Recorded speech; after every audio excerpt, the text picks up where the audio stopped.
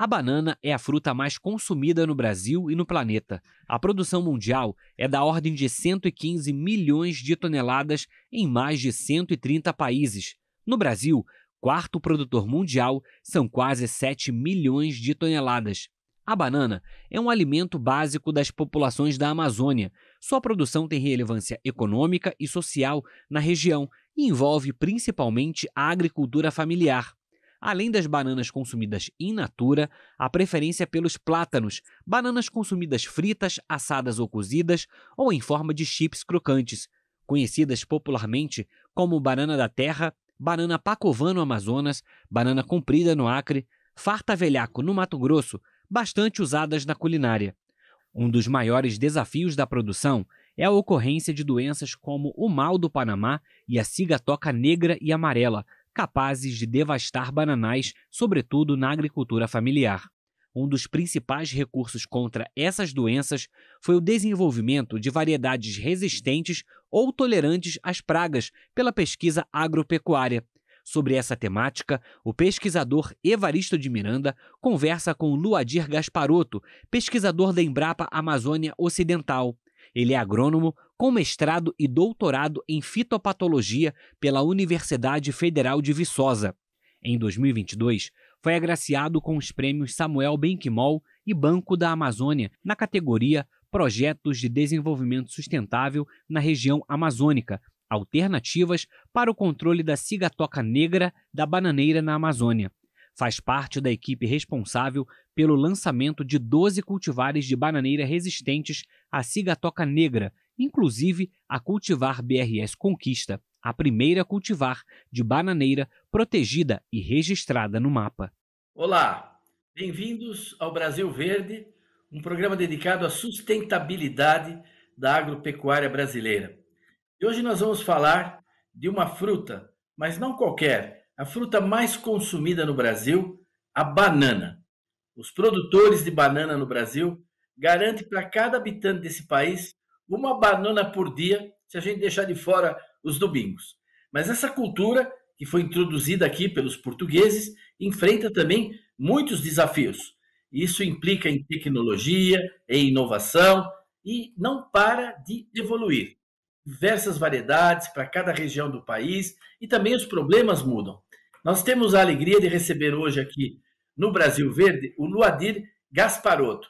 Ele é pesquisador lá da Amazônia Ocidental, tem uma vida dedicada a essa cultura e muita informação para nos dar. Bem-vindo ao Brasil Verde, Luadir. Muito obrigado pela oportunidade, o convite, para falar sobre essa cultura, uma cultura muito importante para os nossos produtores, para gerar renda e emprego, né? E para o consumo, né? Que é a principal fruteira consumida no Brasil, né? E na região norte, sobre nossa região aqui na Amazônia Ocidental, ela passa de fruta para ser alimento. Em vários países do mundo também acontece a mesma coisa, principalmente na África, ela não é fruta, ela é alimento da população. É verdade.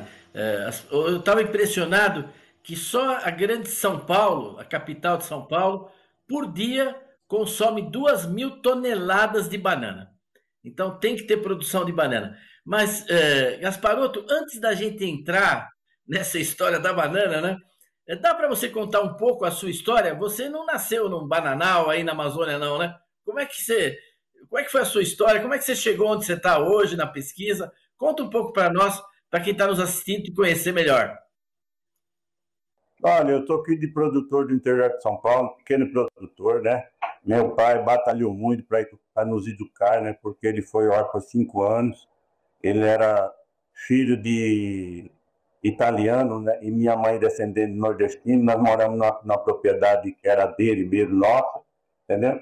Aí eu estudei na escola, no grupo escolar, naquela região mesmo, que, no meu ponto de vista, era o melhor grupo escolar que tinha naquela região, que era na comarca de Penápolis, né?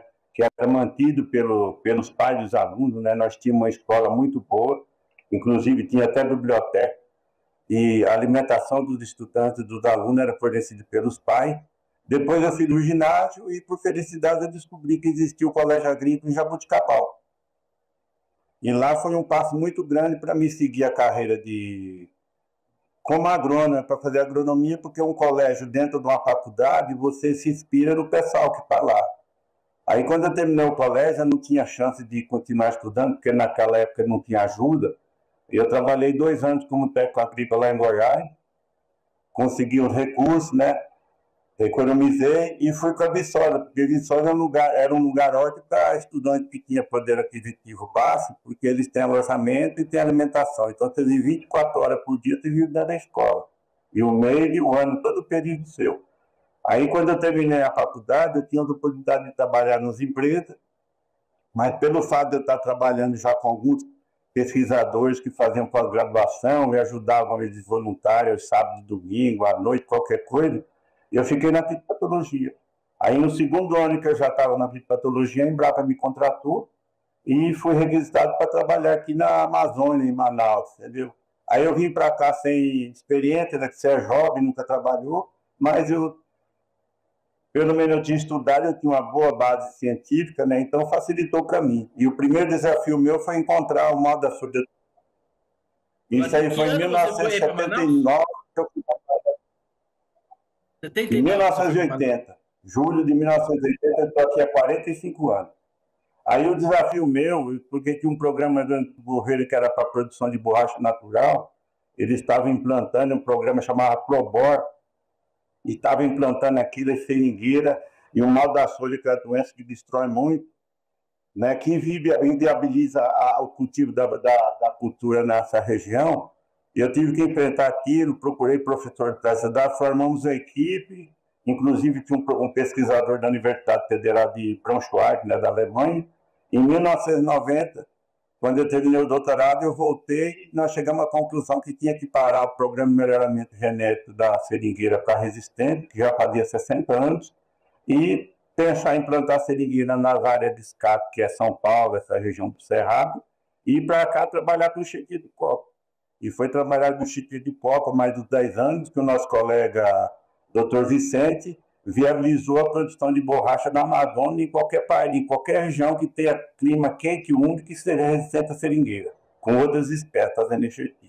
Em 1998, a gente fazia levantamento, nós fazíamos levantamento de doenças no estado, depois constatado a cigatoca negra lá na região de Tabatinga e Pergaminho Costano, né, que fica na divisa da Colômbia e Peru, bem lá em cima, no início do Rio Solimões, entendeu? Aí passamos a trabalhar com essa cultura, entendeu? Por felicidade, nosso pessoal da Embrapa Mandioca Fruticultura e o doutor Eliteu, que era o presidente da Embrapa, anos anteriores, 1980, e já estava desenvolvendo material resistente cigatoca negra lá na Costa Rica.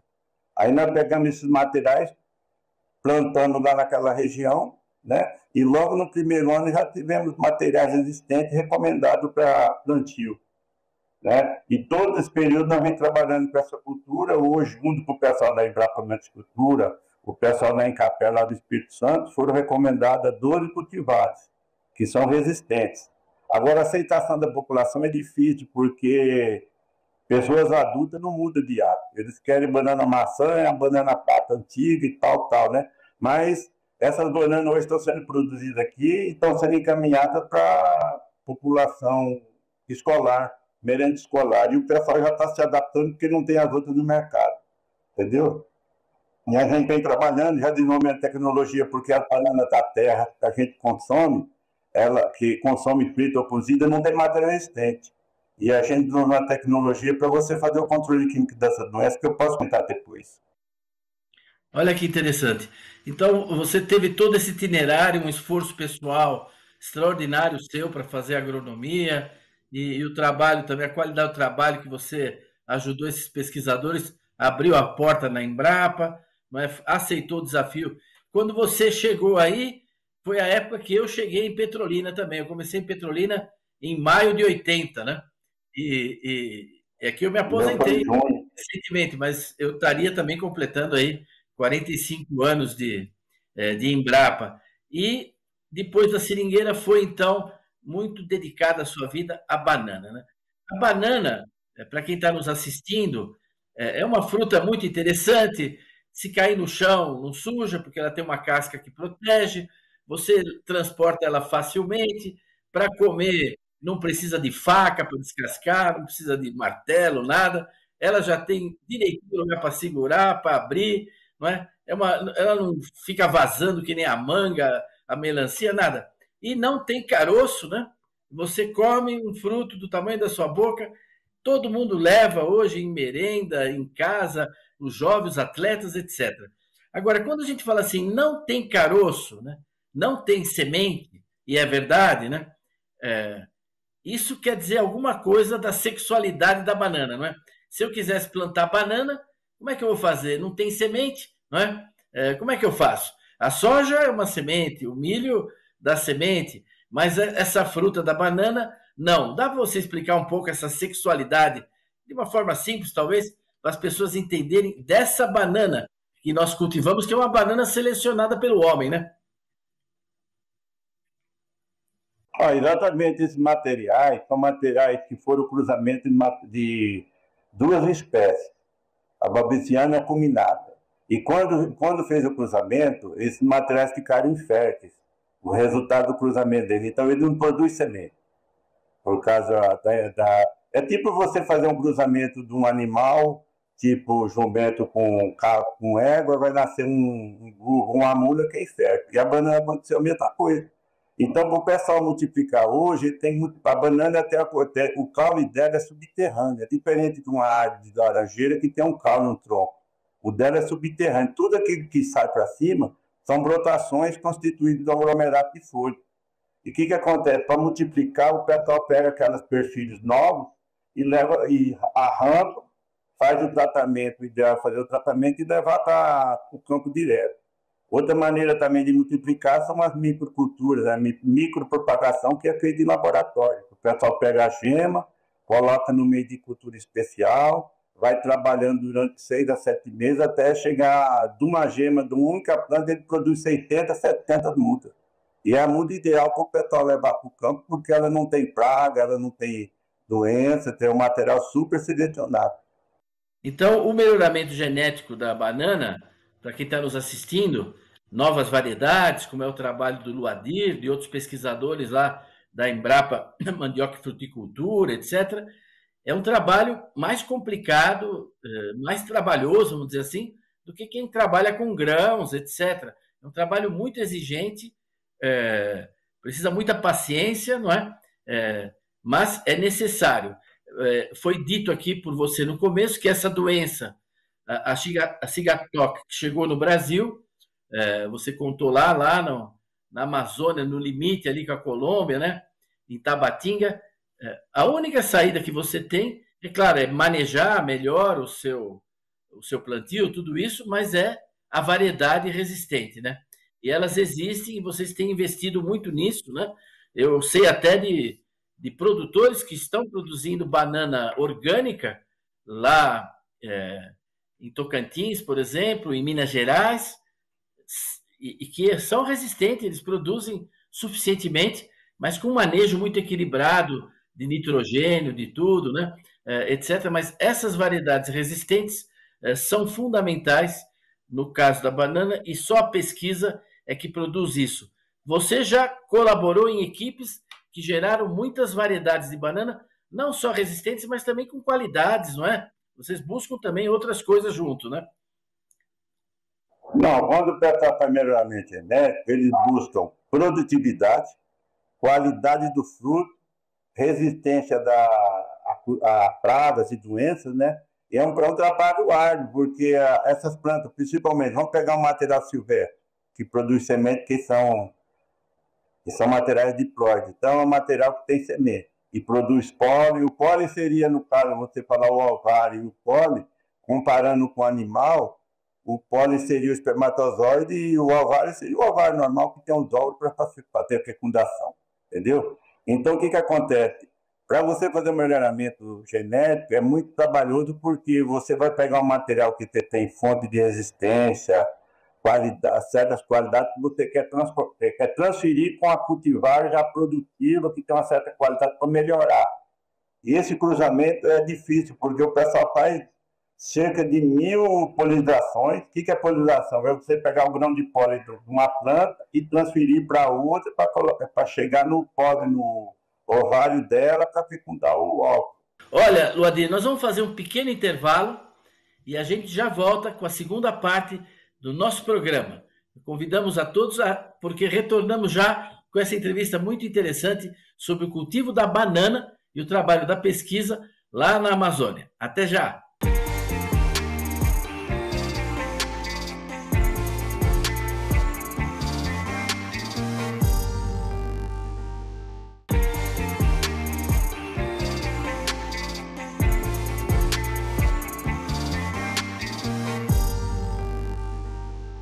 Olá, estamos de volta aqui no Brasil Verde, hoje conversando com o Luadir Gasparotto.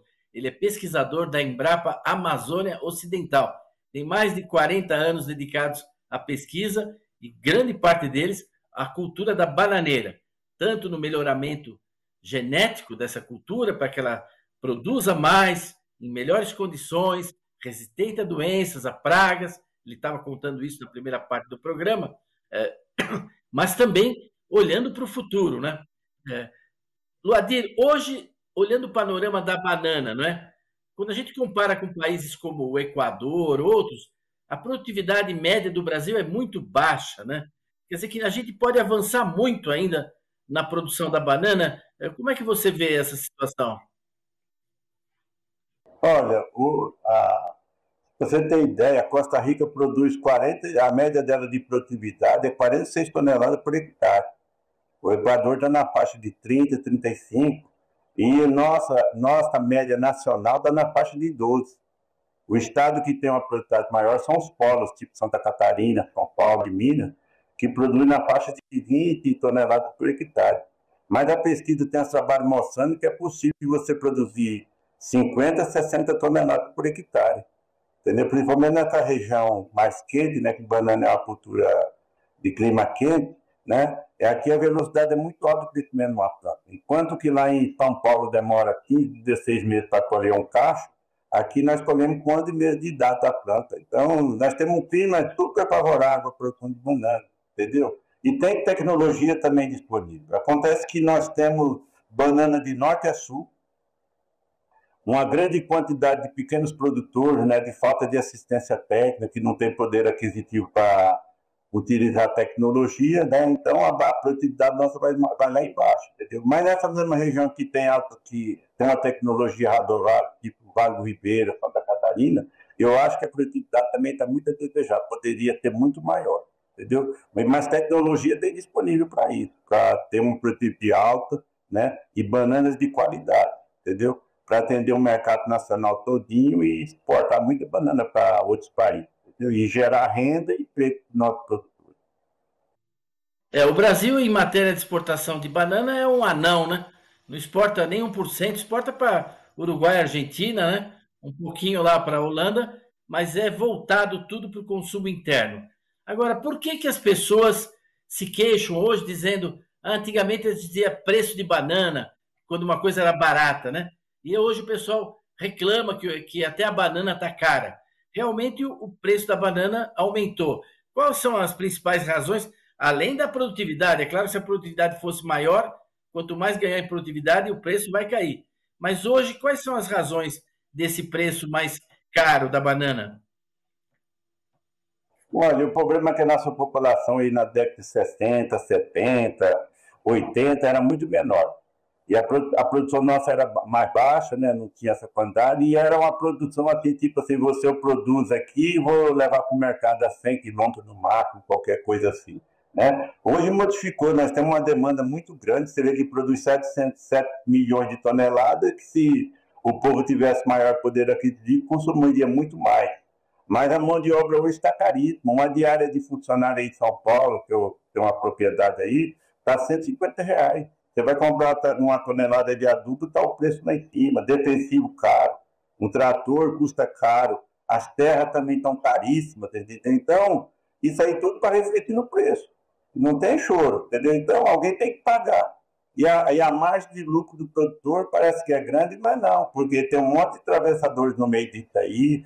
Banana é um produto muito perecível, né? Colhe uma quantidade de cacho no transporte, o pessoal perde uma parte, isso aí vai encarecendo o produto, entendeu? Mas dentro das frutas que tem, eu não acho que ela seja a mais cara, não, entendeu?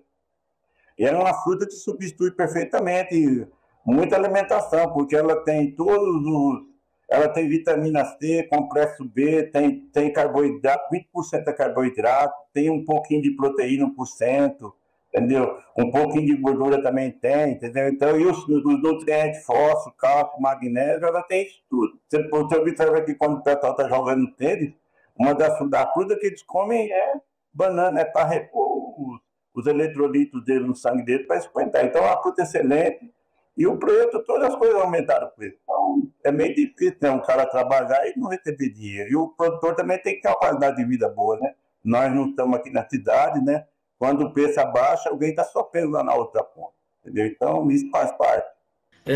Gasparotto, nesse momento na Embrapa, os seus principais objetivos, assim, hoje com a pesquisa, você está lidando com o que nesse momento?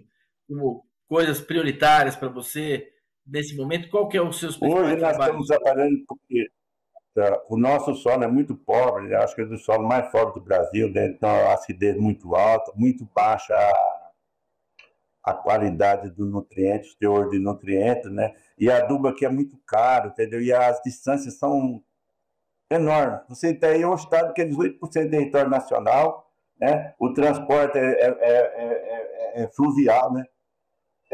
Via água, né? De rios. E tem lugar aí que demora aqui 10, 12 dias para o barco chegar até lá para o transporte. Então chega num preço exorbitante, o pessoal não tem dinheiro para aquisição. O que nós estamos trabalhando hoje é para adubação orgânica. A gente tem observado e tem feito os testes preliminares, né, que quando você trabalha com esterco de galinha e o calcário, você tem uma produtividade tão boa quanto se você utilizasse adubo químico nessas nossas condições. Um outro trabalho que nós estamos fazendo é porque a banana de comer, essa banana da terra, que chama de banana comprida, banana da Angola, né, que aqui chama banana capacovão, elas são suscetíveis a cigatoca negra, entendeu? Aqui não tem jeito de você pensar em controle, ele tem que fazer controle aqui, mas você não pode pensar no que faz lá no sul, no sudeste, que eles utilizam a aplicação com avião, ou com drone, ou helicóptero, qualquer coisa. Aqui os produtores é meio hectare, 1 hectare. Então, nós desenvolvemos uma tecnologia que você faz. Você tem ideia, a Costa Rica faz 50, 60 aplicações por ano para controlar a cigatoca negra. Lá no sul, na área de registro, pelo ter um período mais frio, essas coisas, eles estão fazendo pelo menos 15 aplicações. E se nós fôssemos pensar aqui que tivesse condições de áreas grandes, nós teríamos que fazer igual a Costa Rica, que aqui chove e é quente e úmido o ano todo. Então, nós trabalhamos em cima dessa tecnologia de aplicar o fungicida direto na axila da folha, que é aquela região que a folha encontra com o caule dela, cheio do caule na realidade, né? Depois, dando o fungicida puro ali, a gente consegue fazer 3 aplicações e conseguir uma produtividade excelente. Então, a básica, outra coisa, esses fungicidas, quando eles aplicam puro, eles têm problema de fitoxidez. Então, nós estamos trabalhando com a parte de diluição. Então, basicamente, hoje, nosso trabalho é matéria orgânica para você viabilizar nessas regiões distantes, né? E fazer um controle da banana, da cigatoca negra nessas bananas, né? Mas nós tínhamos uma banana aí para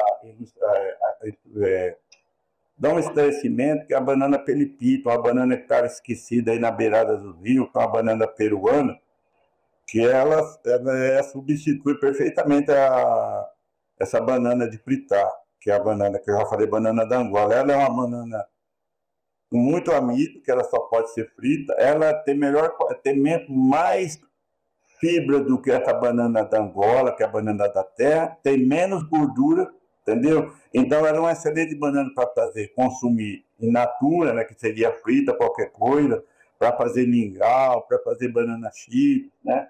O pessoal de São Paulo está começando a plantar lá na região de Egito e está vendendo ela para o pessoal consumir in natura, e ela vai substituir perfeitamente essa banana da terra, entendeu? Sem necessidade de fazer aplicação de vertical.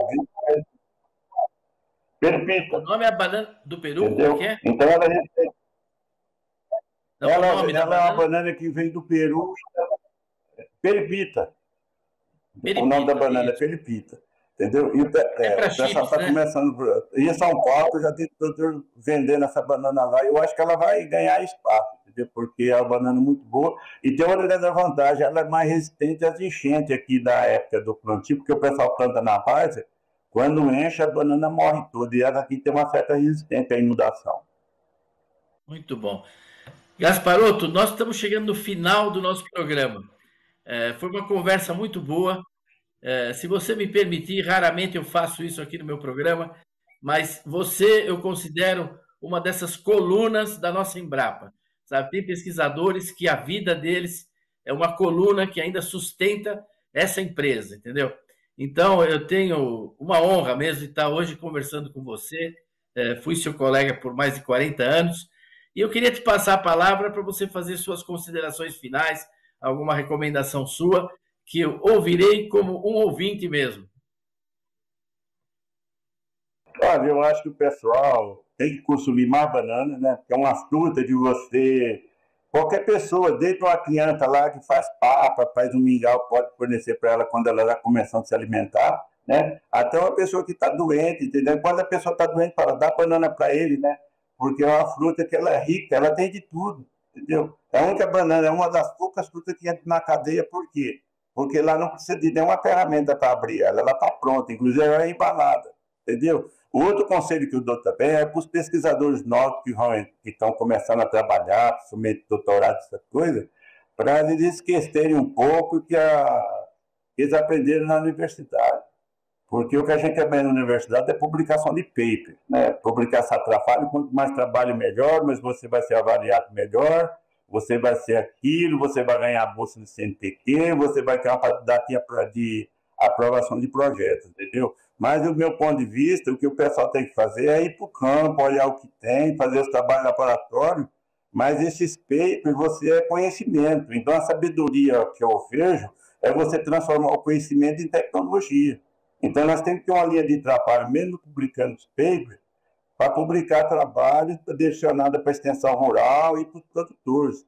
Para você ter uma ideia, eu tenho mais ou menos 70, 80 trabalhos publicados com paper, a grande maioria como coautor, mas nossa equipe tem mais de 150 documentos direcionados para produtores, entendeu? E eu acho que a Embrapa, a função dela é isso, entendeu? E eu acho que a universidade também tem que mudar um pouco isso aí, para pensar em gerar tecnologia, gerar patentes, coisa, não é só paper, não, entendeu? Então, é uma coisa que eu falo, que se alguém sentir meio ofendido, mas para mim a realidade é essa. Eu saí do campo e eu vejo que tem que resolver o problema de campo, entendeu? A maioria dos nossos pesquisadores fazem isso, mas a juventude de hoje, que vem das universidades, estão pensando em só em biologia molecular, que é importante, ninguém nega, mas tem que fazer o trabalho básico, pensar em adubação, qualidade de material, né? A preservação do meio ambiente é muito importante, entendeu? Isso tudo, entendeu? Procurar dar treinamento também para o pessoal da extensão rural, que eles precisam também de treinamento. Então o meu recado que eu tenho, eu te agradeço, entendeu? Olha, Luadir Gasparotto, nós é que agradecemos a sua disponibilidade, a sua participação no programa e gostaria de convidar a todos que estão nos assistindo a estarem de novo conosco a semana que vem aqui para mais um programa do Brasil Verde. Até lá!